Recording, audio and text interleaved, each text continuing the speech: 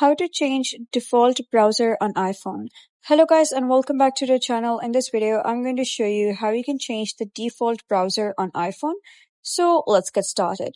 So the default browser on iOS devices is Safari, but if you're comfortable using any other, such as let's say Google Chrome, then you need to download that from the App Store first.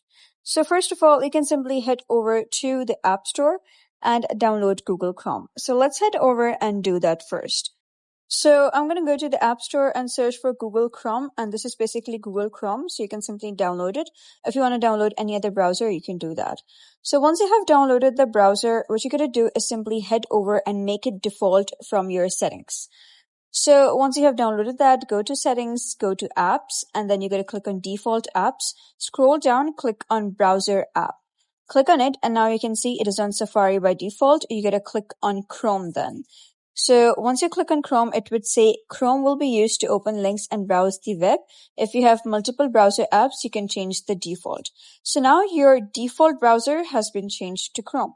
So that's it for today's tutorial. If you found this tutorial helpful, give it a thumbs up and don't forget to subscribe for more helpful tutorials. I'll see you in the next video.